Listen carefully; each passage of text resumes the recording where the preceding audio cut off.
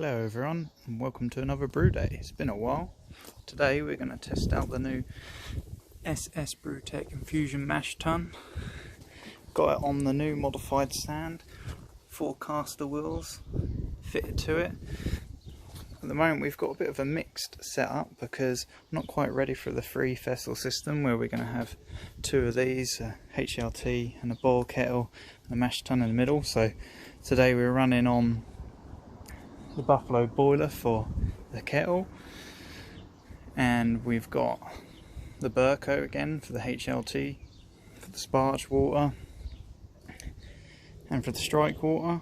We run that in the mash tun, and what we're going to have to do, because I haven't got any pumps just yet, is we're going to drain some of it into the buffalo boiler down here, and I'll put the rest in that container and lift it in just to get it back up on the brew stand and make it easier. So right now we're just heating up the strike water and then we'll go from there. Just filling up the mash tun now.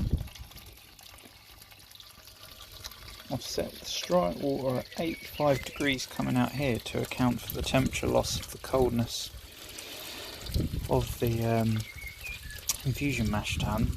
I'll see what it settles at, and once it's at 75, hopefully it's above that and I can get it to settle down, and once it's at 75 degrees I'll start adding the grains.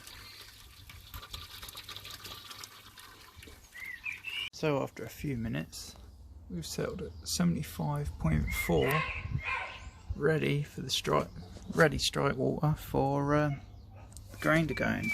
We're going to be doing 5 kilos of maris oil, 220 grams of wheat malt, and roughly about 200 grams of crystal malt. We've got 17 litres of strike water. I would normally use less, but with the buffalo boiler it wants about 35 litres pre-boil because it has quite a lot of dead space, and the trub and everything that builds up is about 5 litres, and then you've got the boil off as well.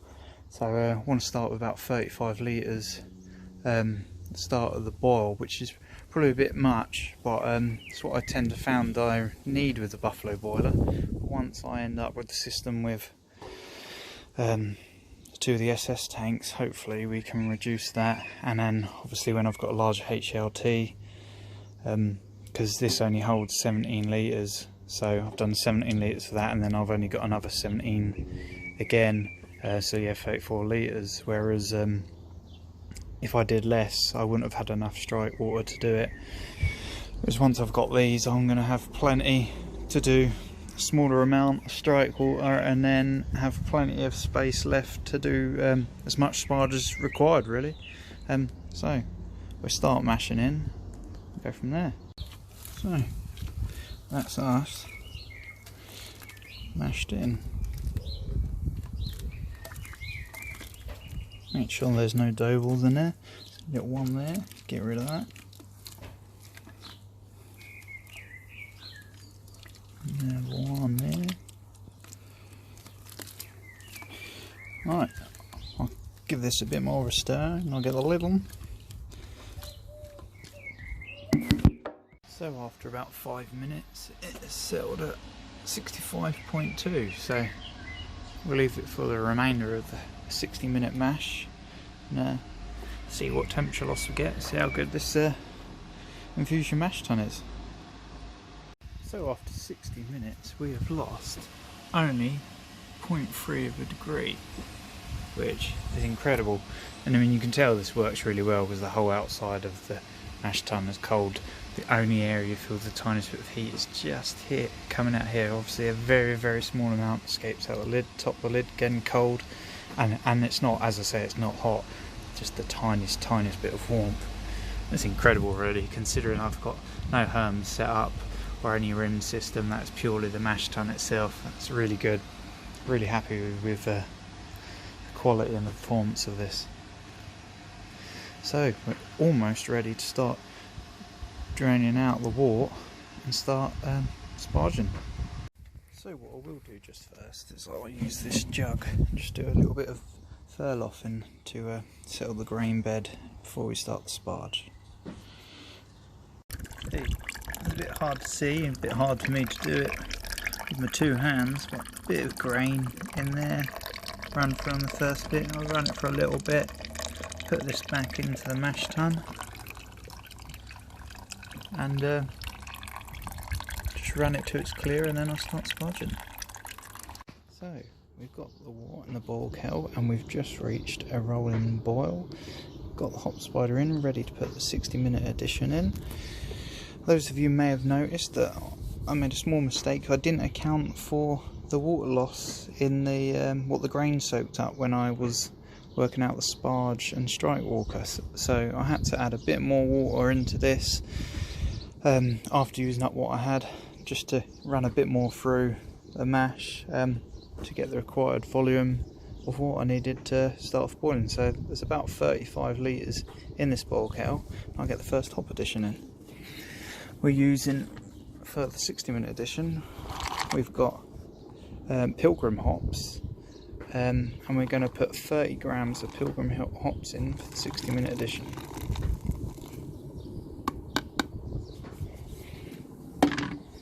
There we go, back in a little bit for the next addition of hops. So I thought I'd show a clip of this, the cleaning up spent grain whilst the boil's still going on.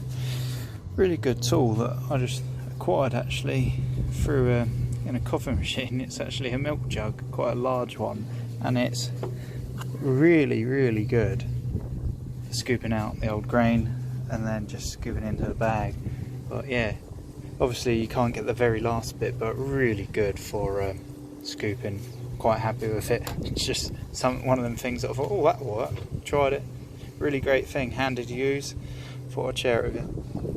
We're now ready for the 20-minute addition hops. I've put the water chiller in, the immersion chiller.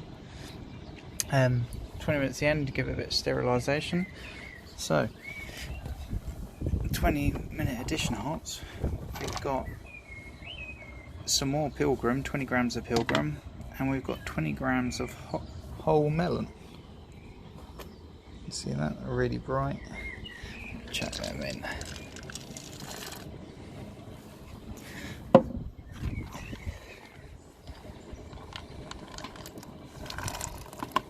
There we go. 10 minutes before the end of the boil, I'm going to throw a Protafloc tablet in.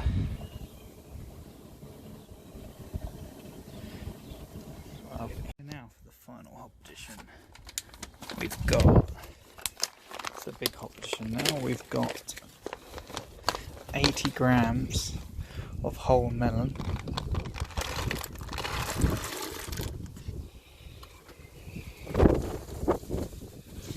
And we've got 50 grams of Pilgrim.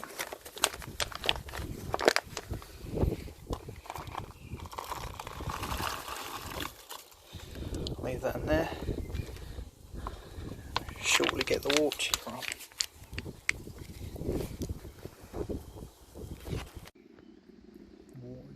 Very nice and clear, as you can see, into the SS for minnow. That's crystal clear. Nice. So just measuring the starting gravity. It looks like to me we've got 1046. That's very nice clear clarity as well.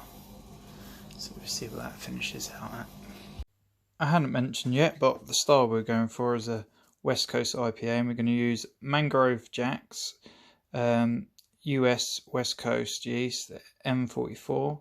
So we'll see what that's like. Just about pitch the yeast, and then hopefully it gets nice and lively and ferments away.